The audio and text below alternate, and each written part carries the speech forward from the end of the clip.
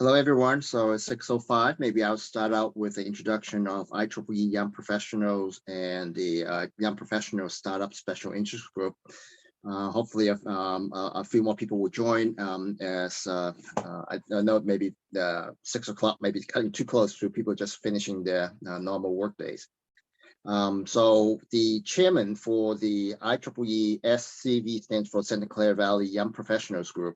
Salvan Raju apologized that he's actually traveling at this moment, so he's not able to join this event himself to introduce the Young Professionals Group. So I'm going to go through a few of his slides. So basically, IEEE is the largest technical professional nonprofit organization with 400,000 members in 160 countries. And mainly the call to fame, at least how I got involved with IEEE, is through the standards group. So IEEE 802.11, as many of you know, that is the standard for Wi-Fi. IEEE 802.15, that is the standard for Bluetooth. So IEEE, because it's a nonprofit, you can get together a lot of different companies that usually are competing, but they to work on an industry standard that benefit the users. So in order to be a young professional, you have to be within 15 years of graduation from university and a member of the IEEE organization. So both recent graduates and professionals are welcome. So mainly it's a networking group. So they hold happy hours. Yeah, some of the pictures, hikings, networking receptions at conferences, technical panels and talks, and professional development events for students. So on the bottom here is the event actually is called the Rising Stars. Is now been held in it's always been held in Las Vegas in January, just before the CES show. A lot more social and fun stuff, bowling, and this is the Computer History Museum tour. And annual tree plantation.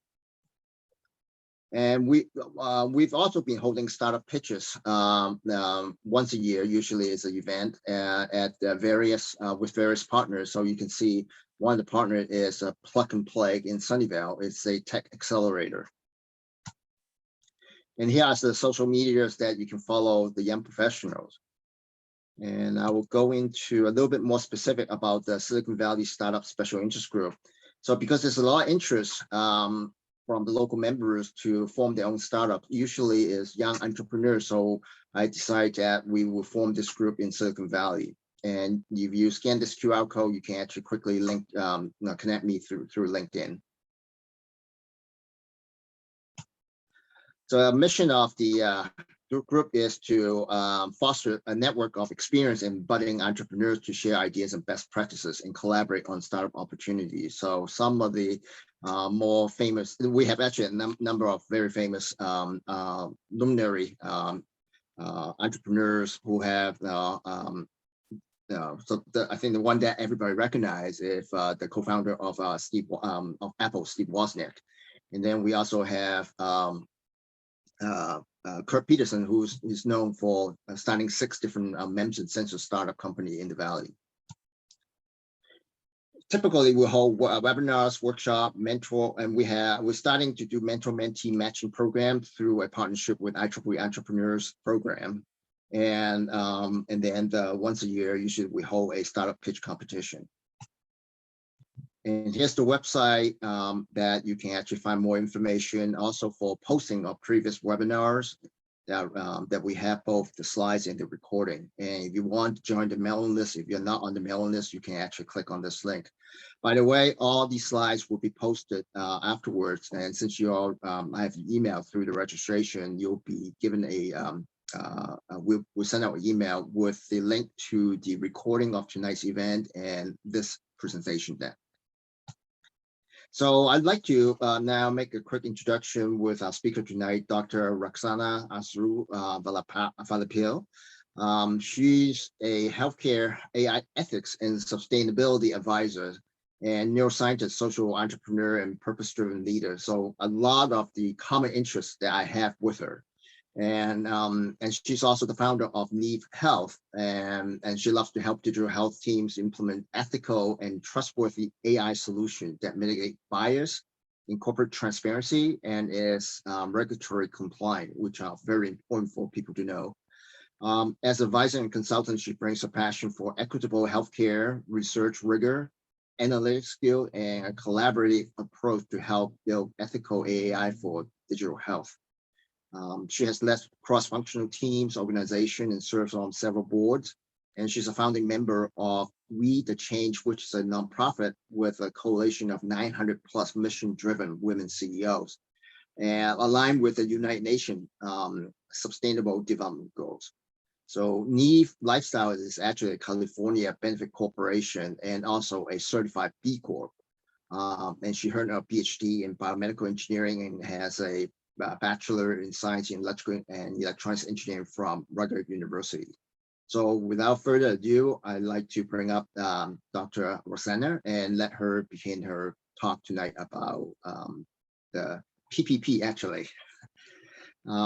Before I finish, this event actually is co-sponsored by, in addition to Young Professionals, and it's also sponsored and promoted through the Los Angeles section, is the Bruno Ventura section, IEEE TEMS, the Technology Engineering Management Society.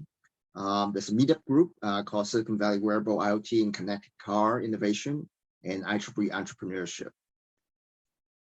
And these, so Wimbo is also a key member of this Startup 6. So here are our email contact information if you need additional information or questions. Okay, so I'll stop sharing now and I'll bring up Dr. Ruksana. Thank you, Joseph. Let me start sharing my screen. And thank you for everyone who's, I already put the mic on mute. And then if you have questions, I think you can ask during the presentation, right? Yes, absolutely. And then, even though we said it ends at 7 o'clock, but Dr. Ruksana is available if we have to run longer to take questions. So you can also save the questions at the end.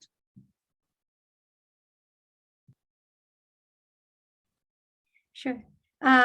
Thank you so much for having me here with the IEEE Startup SIG. And thank you, Joseph, for this wonderful introduction. And welcome to the talk, People, Planet, Profit is incorporating as a benefit corporation right for your business. I hope all of you can hear me, right? So we will also go through on this in this meeting, in this talk, about some of the highlights of what a benefit corporation is, as well as some of the misconception that exists, and also what's the differences actually between benefit corporation and a certified B Corp. And I would like to definitely say that there is a disclaimer. I'm not a legal advisor or an expert, and I'm talking entirely from my personal journey and experience. And those of the community of the B Corps. I just put this slide in the beginning itself because you may recognize many of these businesses. They are all benefit corps and some of them are certified B Corps as well. I'm showing them to highlight the fact that this is not a fringe movement. There are upwards of 5,000 global entities, that's including multinationals who are B Corps in this movement, and many more, much more than that, who are benefit corporations. To just give a short highlight of my story, in 2012, I was still working as a neuroscientist at Parkinson's Institute, and I've always been someone who has wanted to do something regarding social and economic justice, especially for underserved women worldwide. At that time, I still had, and I still have, a lot of time till I retire. And that was the initial plan, that I would retire and do something. So I was volunteering on a regular basis, but something felt that I needed to do more. And as I was looking, so I did quit my job at that point. And as I was looking into how I should start a business, So I come from the academia, and the Parkinson's Institute, where I worked for 7 years as a neuroscientist, was a nonprofit clinic cum research facility. So that was my background, but I did not truly think that that fit the model here. And I was very glad during my research when I came to know that in 2012, the California state had passed the Benefit Corporation legislation. And so I decided when I founded Neve Lifestyle as to found it as a benefit corporation. And the following year, we became a certified B Corp. So how do we work? So we work with artisans. So we started working with women handloom weavers, ensuring that they get livable wages. These are artisans who have been displaced by cheaper machine-made textiles, as well as by the demand of the day laborers. Each one, for example, could earn 500 rupees. These are in India, artisans in India, 500 rupees if they are a day laborer per day, versus on their handloom, if they could hardly get 120 rupees, which is a huge difference. So these artisans were essentially, burning their ancestral looms for firewood. And these are ancestral looms been passed down from generation to generation. So what you see here is on the left side of the screen is some of the products that we have, which are made of sustainable linen and natural vegetable dyes, and the artisan weaving the same cloth on the loom. We have a complete business model, which is giving back, and Neve means foundation in Hindi, so which means that we give back 50% of our profits to charities that reflect our funding goal. And one of our main charities is the Power of Love Foundation, which supports women impacted by the HIV/AIDS epidemic in Zambia. So since we are dedicated to helping finance projects aimed at empowering women, especially those in the developing world, and with this particular project, we fund microloans plus business training for these women in Zambia. And we are also partners with Pledge 1%. Now, Pledge 1% is a corporate philanthropy movement, which was started again somewhere around 2013, 2014, I believe. And it is dedicated to making the community a key stakeholder in every business. So they are encouraged, the businesses, the individuals are encouraged to pledge 1%. If you're a company, you're 1% of your equity or a product or your employees' time into their communities. And Neve was one of the first companies to sign on to the pledge. The other companies who are founding members are Salesforce, Atlassian, TechCrunch. Again, this is not a French movement. It is very much mainstream. So most of you must be familiar with this, the common legal entity structures in the US. Since I'm based in the US, I'm more familiar with these. And again, I would say that I'm not a legal advisor or an expert, and that's the disclaimer. And please make your own inquiries. And most of you, if you already have a business, you should be familiar with these entity types, especially from the IRS. So the IRS codifies businesses as either sole proprietorships, partnerships, C corporations, S corporations, or limited liability corporations.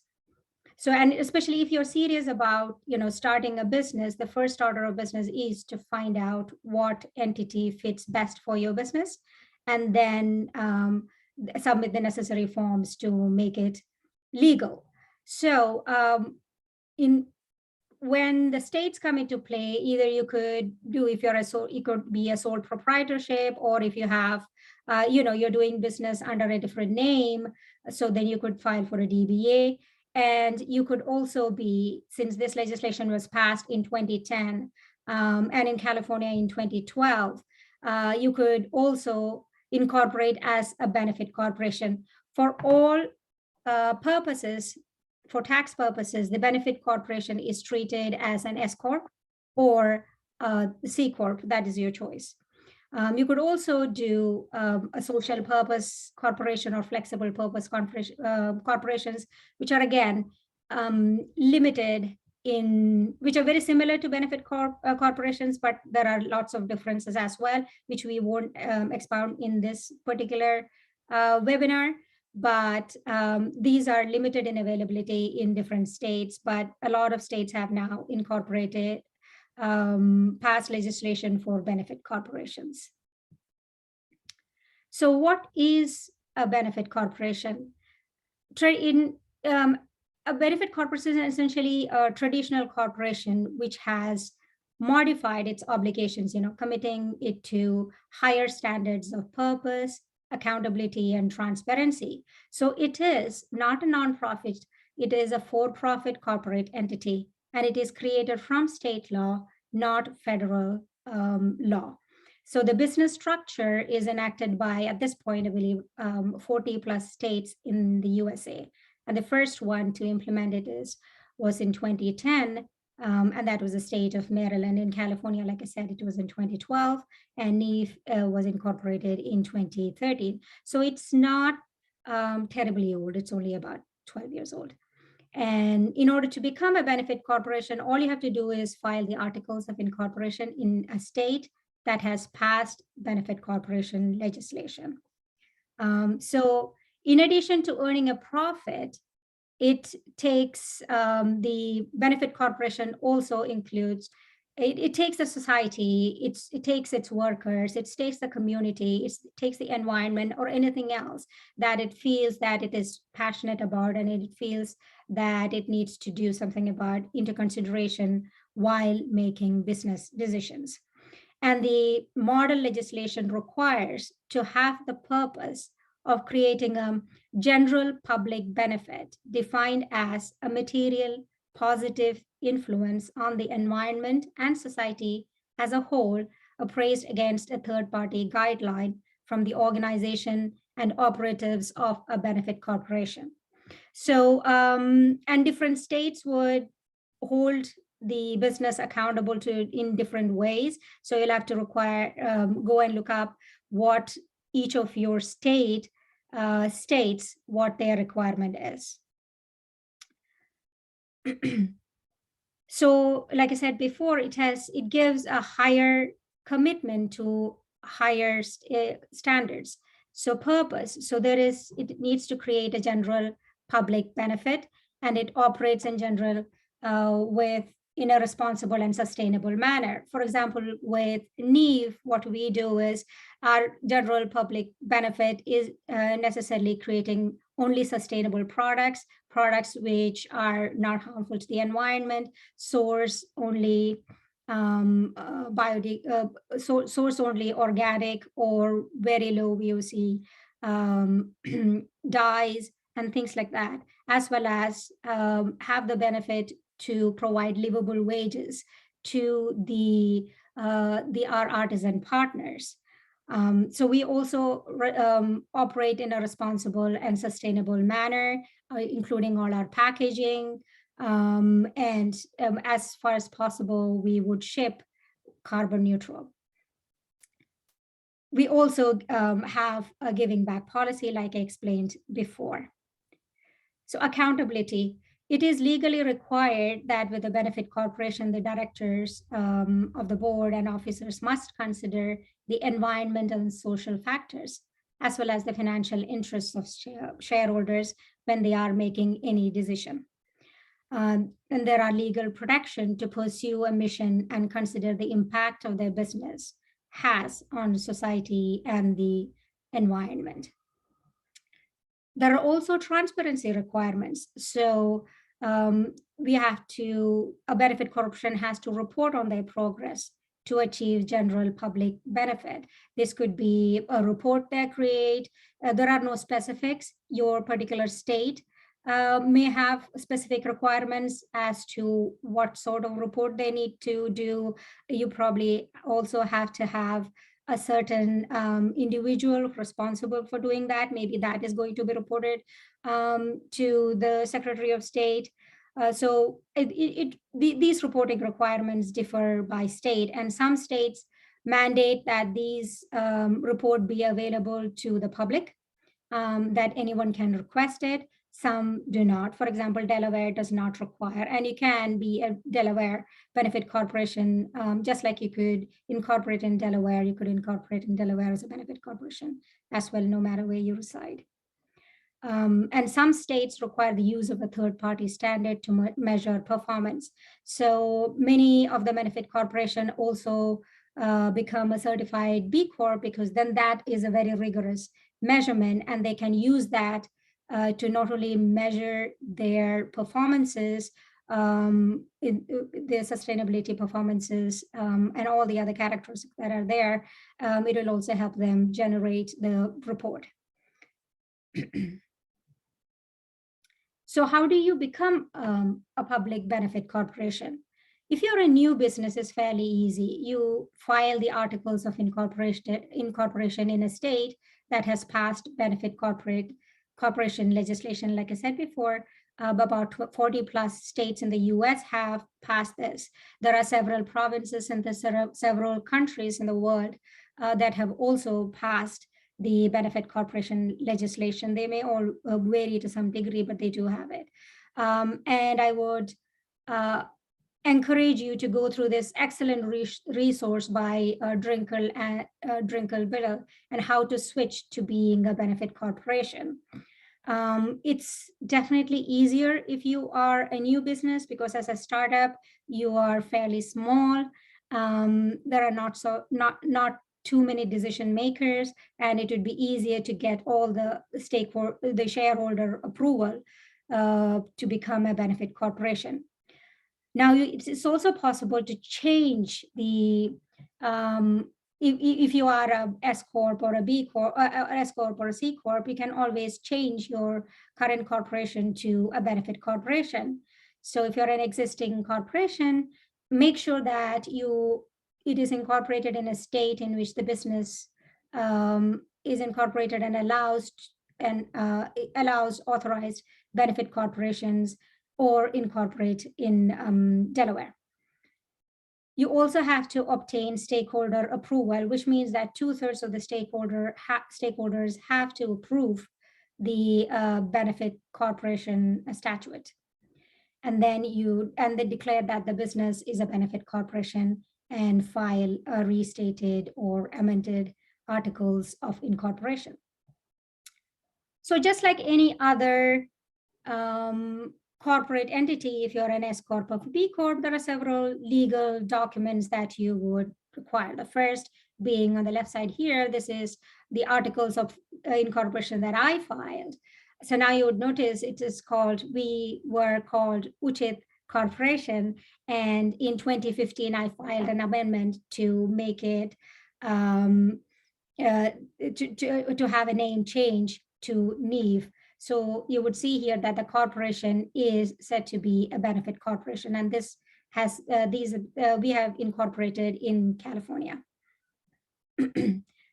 And like I said before, incorporation is a must if you're serious about starting a business. And since Neve is a small business, we elected to be taxed as an S Corp by the IRS, which means that it has a pass-through taxation. Then, of course, you have to file your statement of information, your EIN, and depending upon the kind of business you do, you may need a business certificate or other legal documents. So now, why would you consider becoming a benefit corporation? Now, traditionally, directors of a for-profit company must maximize the financial return to shareholders, right? So this is called shareholder primacy. So it's quite an inflexible legal framework, and it fails to accommodate those for-profit entities who have the mission and impact is really central to their business model.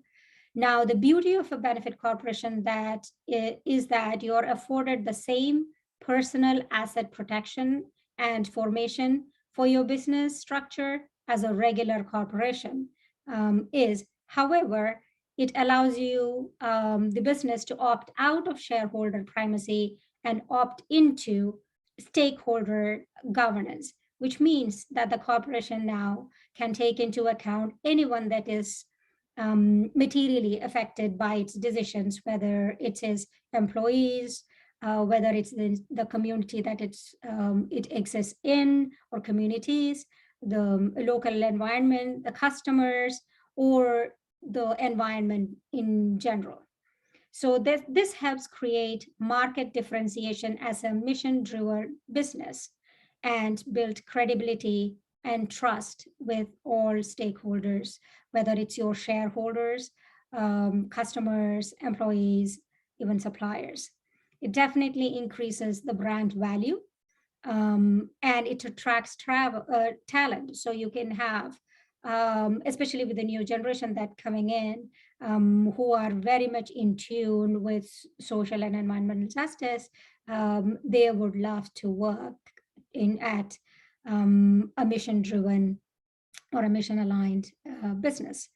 You can also attract investors. Some investors wouldn't really care whether you are a benefit corporation or not. They would want profit maximization.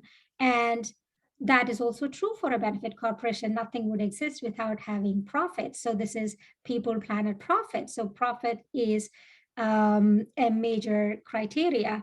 But you would see that there are lots of VCs, lots of investors now who are themselves benefit corporations, and or B Corp or certified B Corps, and who would attract invest or who would invest in either at startup stage or at a larger financial investment into companies. It also protects the company's mission, especially when raising capital and when there are leadership changes. So since you're bound by law, in order to protect your social and environmental impact, it has to be considered. And it creates more flexibility when evaluating potential sale and liquidity options. So now certified B Corp. So there's a lot of confusion when people, and sometimes even businesses who are benefit corporations or certified B Corporation, who when they are talking about it, there's a lot of confusion between certified B corporations and benefit corporations. They are not one and the same. They are totally, completely different. Benefit corporation is a legislation, and it's an entity that can be incorporated. Certified B corporation is called business as a force for good, and it's a social and impact certification from a nonprofit B Lab. So it's and it's a certification similar to, like, LEED certification or some certification like that. So it measures a company's entire social and environmental impact. And there are at present 5,000 plus businesses globally and in 155 industries. So the companies here too must demonstrate high social and environmental performance. So they do this by measuring what is called an B impact assessment score. And you need to have, the businesses should have a score of 80 or above and passing B Lab's risk review process. And this includes extensive documentation, as well as random audits. Up to about 10% of companies could be audited randomly by B Lab. Companies also must make a legal commitment by changing their corporate governance structure to be accountable to all stakeholders. So although you could be a B Corp, certified B Corp, without being a benefit corporation, however, if your state or country has a benefit corporation legislation passed, then B Lab requires you, that business, to become a benefit corporation within a certain period, whether it's 2 years or 4 years, and depends on in what stage you are, whether you're a startup, established business, multinational, etc. And companies must exhibit transparency by allowing information about their performance measured against B Lab standards to be publicly available. And this is usually this is with the B Corp profile on B Lab's website. You can go into B Lab's website and look up any entity there, and you can see a whole list of their performance evaluation. So what is a B impact assessment? So B Lab does this by what's called a impact assessment, and it is a rigorous and comprehensive impact management tool. So it is a digital tool. It helps measure and manage and improve positive impact performance in 5 impact areas. And these areas include governance, environment, workers, customers, community. So for example, governance evaluates a company's overall mission, engagement around its social environment impact, ethics, transparency, etc. And you would see here that Neve is being highlighted as one of the good companies that takes governance seriously. And if you click on that link, unfortunately, it leads to an error page. So I have, this is the link to that article that shows how we do that. Regarding workers, it evaluates a company's contributions to its employees' financial security, health and safety, wellness, career development, engagement, satisfaction, etc. And as far as community is concerned, it evaluates a company's engagement with an impact on the community in which it operates. It could be local, or it could be where it hires its workers from, or it's wherever its suppliers originating from. And it could include topics such as diversity, equity, inclusion, economic impact, civic engagement, etc. The environment is, again, self-explanatory. It evaluates a company's overall environmental management policies and practices, as well as its impacts on the climate, air, water, land, etc., and also on the company's operations.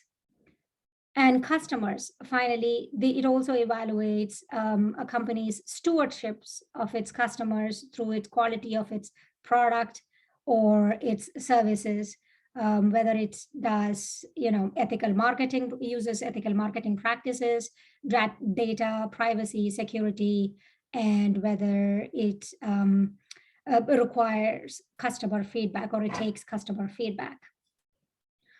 So this, and for a business to become a B Corp certified, you have to have a minimum score of 80 points. But one of the great things about this this tool is entirely free and is used by greater than 150,000 businesses worldwide. So if you can imagine, if there are 5,000 plus certified B Corps, the rest of them are using, the rest of the businesses are using it to evaluate their performances, whether they end up choosing to become a certified B Corp or a Benefit Corp or any other social enterprise. So I would highly recommend that any of you, if you're considering this field, to have your business, that is, whether you're running it for years or being a startup, take this test and see where you stand. So as part of NEEB, I also offer B Corp certification support on a case-by-case basis. So where does NEEB stand in the B Corp impact score? So on the left, you can see this is our start of the B Corp page for NEEB. And as you scroll through down, you would see all our scores, how we perform.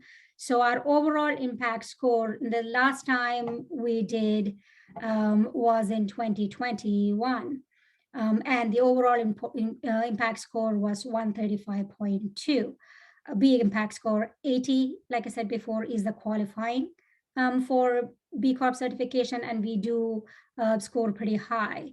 And on an average, a regular traditional business would only score 50.9 is the median score for them, for new businesses. So, and you can also see any business that's a certified B Corp and see the performance and how in these different criteria. In governance, for example, our score is 15.7. And it would show us breakdowns too, and you can click on community, environment, and customers, and you would see the breakdowns for each company, and this is ours. So the impact score, if you see, B Corp also runs what's called the best for the world, in which they take all the B Corps in the world and rate them, and only top 5% of the companies get into the best for the world category. And NIEV have been really fortunate, and we have really worked hard to be best for the world overall, starting in 2017 when this was introduced. So we were the best for the world overall in governance, community, change makers in 2017, as well as in 2018 and in 2019. And then 2020, there wasn't any. We know the reason. And in 2021, we made the list for best of the world community.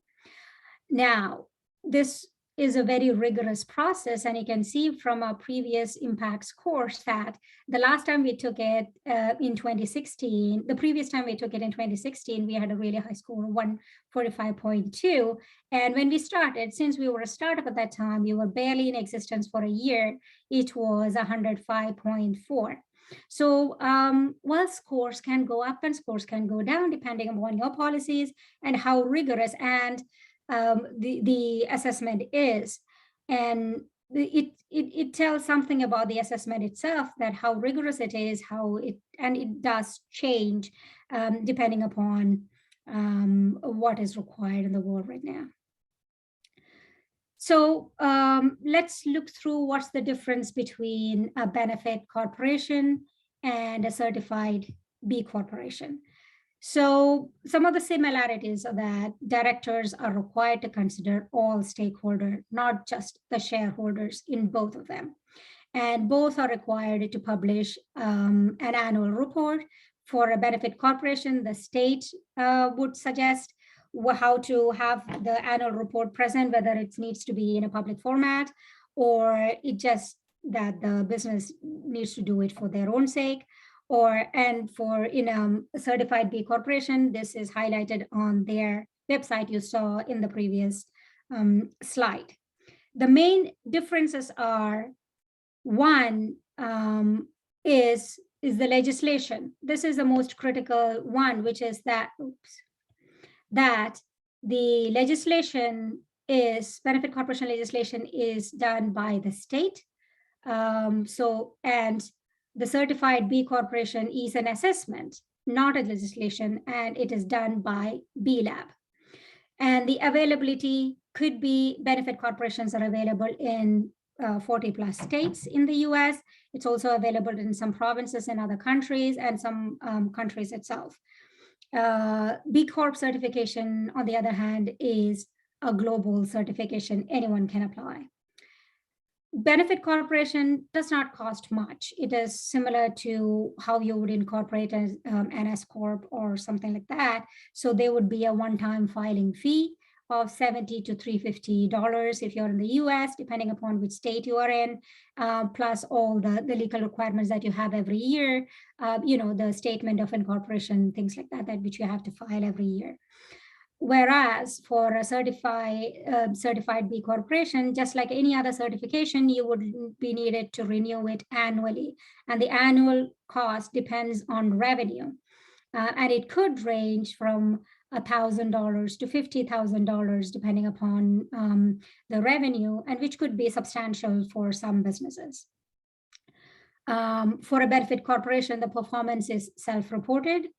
And for a certified B corporation, there is a minimum verified score of 80 points. On the B Corp assessment, which is very rigorous. By the way, B Lab was in existence since 2006. They have been doing this certification process since 2006, and they were quite instrumental in developing the model benefit corporation legislation and its passage. So they were quite instrumental in that. So having said that, it is businesses typically go many businesses go the B Corp route. Just like we have done with Neve. So we incorporated as a benefit corporation, and the next year and every year since, we have been a certified B corporation as well. And many businesses typically choose B Corp, the B Corp route instead, or in most cases, in addition to the Benefit Corp, corporation, because some of the states may not have a benefit corporation legislation passed. That could be a reason. Some of the countries don't have the legislation, so the certification is available globally, and they want a more. It could also be that they want a more rigorous standard of measurement. And besides, these are available free. So even if you do not become a certified B Corp, you can always take the assessment. And it also helps them clarify the values and write the required benefit report. And it is one of the great ways of marketing the company as well to its customers, to its suppliers, to venture capitalists, etc. And some also opt to become a B Corp, especially if a business which was a benefit corporation gets acquired and it cannot, for some reason, have the shareholders, 2/3 of the shareholders align with the benefit corporation legislation. That's what happened with Ben & Jerry's when they got acquired by Unilever. So they opted to become a certified B Corp at that point. So I leave you with some of the notable benefit corps and B Corps. Now, remember that there are 5,000 plus certified B Corps and many, many more benefit corporations in the world.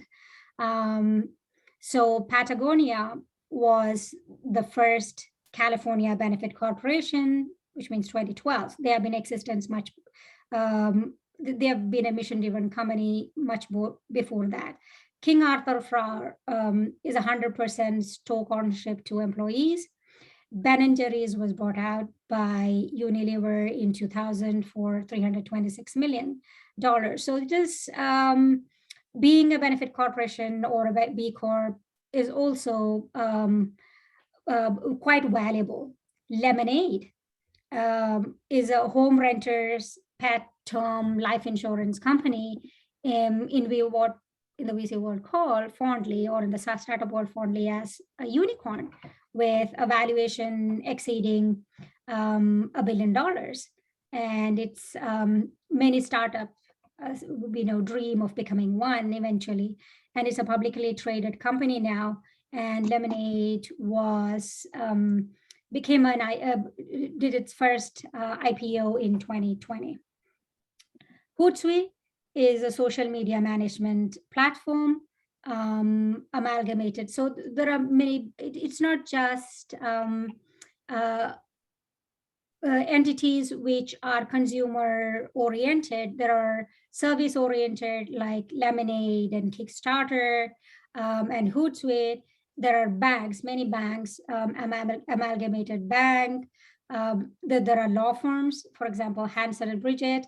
They were the first law firm to become a B Corp in 2007. And even venture capital funds, SJF Funds Ventures, they invest in high growth companies, creating a healthier, smarter, cleaner future, and to catalyze development of highly successful businesses, driving lasting positive changes. They are also a certified B Corp. They came in 2011, I believe. Renewal Funds is one of the largest investors in the organic and environmental technology sectors in North America, especially in the early stage growth. And their model is to deliver above market returns for their partners while creating positive change. I know a few consultancy firms, some of my friends who ran them, their management consulting firms were acquired. One of my friends who ran consulting firms, they were recently acquired by Accenture. And one of the reasons they did was, one, they were women run, they were a certified B Corp, and they were bringing in a lot of customers and profits. So it pays to be an ethically fit and sustainable company, whether you're a benefit corporation or you want to go the certified B Corp route or any of the other socially aligned entities. And that would be the end of my presentation. Any questions that you may have? Oh, great. Thank you. That's a great presentation. So we do have a question from the audience. Let me go back and read it to you. It's in the chat. So what if a corporation wants to transition to a B Corp, and the corporation is the majority owner of another entity that is not a B Corp? Is the B Corp conversion still possible? Absolutely. It is possible. I do not know the many details of it. For example, I would give one example of the Gap Inc.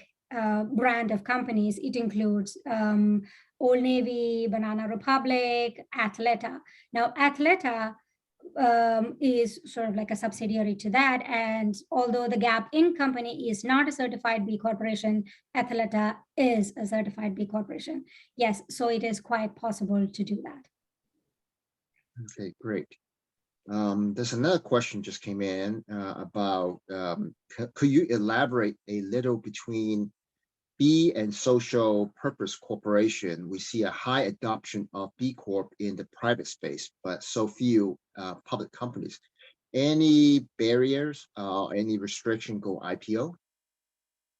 No restrictions for IPO. Again, the main, this is why when I was presenting, I said it is, if you're a startup, it was easy. It's easy to get become a B Corp certified because you're not too many decision makers.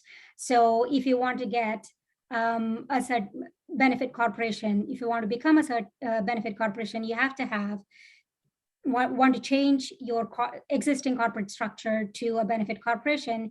You need to have 2/3 of the shareholders approve it. And as you become bigger and bigger and bigger, it's kind of hard to get that 2/3 shareholders get that. On the other hand, if you see Lemonade, it had its IPO recently. So it was able to raise funds. It's $1 billion company. It was able to go IPO. So there is no restriction. There is the downside in the sense that you would have to convince the 2/3 of the shareholders if you have been in existence before. And you didn't have a mission aligned. If you are a mission aligned company in the beginning, you would have a much easier chance of convincing the shareholders to do that. The certified B Corporation option is still available then, and you could be able to do that. Thank you. So another question is, any insight into nonprofit versus for-profit with a high percentage of profits devoted to social good? The difference is, especially in the US, it's taxation, right? So benefit corporation or a certified B Corp, when you're becoming that, you do not get any tax benefits at all. Because of that, you have a public benefit policy. You are required to do that, but you do not get any tax benefit. On the other hand, if you are nonprofit, you're treated as a you have the tax benefit, right? The IRS treats you differently. It also, many companies do choose a different route of going the for-profit and nonprofit. Depends entirely on who's starting it and what your mission is, whether you want more aligned with foundations, if you're going for grants, foundation money, then the nonprofit route is right for you. On the other hand, if you think that you want to be a business as a force for good, you want to definitely make a profit while but do not want to give up on your social and environmental responsibilities, but you want to be ethical, you could go the for-profit route, incorporate as a benefit corporation, or get a certified B Corp, or become a certified B corporation. Okay. But So you I do think not it's a get any simple tax one benefit. for you. Can a B Corp be formed which focuses solely on social good, but no explicit environmental focus? Oh yeah, absolutely. You do not have to have everything on earth to be done. You could have a very limited specific focus. For example, if I, in my case, I am very focused on women's empowerment. So that is it. And it just so happens that it is also a sustainable business and things like that. So you could have a very narrow focus as long as you're doing some public benefit. That's all the requirement is, that you need to provide some public benefit. It could be anything. And just to kind of follow up from my side is because you mentioned earlier about in alignment with the United Nations 17 Sustainable Development Goals. Mhm. So they don't have to be just the aligned with the 17, because now one of the focus, as you know, right? I've been focusing a lot about technology for the healthy aging. Mhm. Mhm. And that is in alignment also with the new initiative from United Nations and with WHO Mhm. about dedicating the decade of 2021 to 2030 as the decade of healthy aging. So, Right. Yeah, that's a new one. Yeah, but it did fit into that of healthy communities, yeah, the SDG. So yeah, it's a recognition, right, of the Sustainable Development Goals are goals, and it just recognizes the human condition, and there's so much that encompasses a good human condition. It's not just one thing, it's food, shelter, health, everything is involved. So, yeah. yes. So another question is about because of the regular and extra annual requirements and financial payment, when would you recommend a startup refiling for a public benefit corporation or a certified B corporation? Public benefit corporation, you could do on day one. It is no different from filing for an S corporation or a C corporation or an Right. LLC. There is no difference, and the fee structure is the same. So you would pay, if you were, for example, in California, I believe it's like $250 or $350 to incorporate as an S corp. So you will not be incorporating as an S corp and a benefit corporation. You would be either or, right? So, for example, Neve is a benefit corporation. I paid the $350 or $250. I cannot remember how much it was, and that's it. So that is not cost prohibitive at all. So any startup could do that. The only thing you would do, since it's not a federal entity, you would simply notify the IRS that you want to be treated as an S corp Yeah, for tax I guess the purposes. question about maybe I'm interpret from the person who asked the question, Kalina Williams, is the timing, right? The Are you timing. waiting Yes, to it's about like the timing and first specifically. customer revenue before you file, or how do you know is the timing wise? I think that's what if The I'm Exactly. interpreting that question correctly. Right. You could become a benefit corporation anytime, just like you would do when you're thinking about doing that. If you're really serious, you should be incorporating it. For example, if you have just incorporated as a sole proprietorship, your DBA, if you're doing business, you have to have some sort of legal entity. So you could do the benefit corporation from the get-go, from the very beginning, just like you would do any other legal corporation. You would do that. Certified B corporation, on the other hand, you might want to wait for some sort of revenue, or either revenue or you get some sort of funding, right? Because it does cost you, and you have to maintain that every year. Mhm. So there is the legal aspect and the revenue aspect of it. So there are two different ways. So that this is why many of the benefit corporation choose to become certified B Corps at a later stage, because then it's easy for them to do the assessment, because they have already maintained the benefit corporation status, right? They already do the annual reports and things like that. So yes. certified B Corps definitely later on, Benefit Corp first. Okay, thank you. So this next question, that's just a follow-up. Could you elaborate a little bit more between B and social purpose corporation? Benefit corporation and social purpose corporations. Right. I believe social purpose benefit corporation legislation has been passed in many states, 40 plus states in the US. Social purpose, I'm not quite sure whether it is available everywhere. It is certainly available in California. The reporting requirements are different. So an annual report may not be required. Benefit Corporation has an annual report. It's much more rigorous. It's quite a possibility to do that as well. Social purpose, if you really believe in your own purpose, you do not have to go a certain route. You could definitely do a social purpose corporation, especially in California. Actually, for the people who are online, you can unmute yourself because this is a Q&A session. So sure. No, if I did not, Kiana Williams, if I did not interpret your question correctly, you can jump in and re-ask your question again.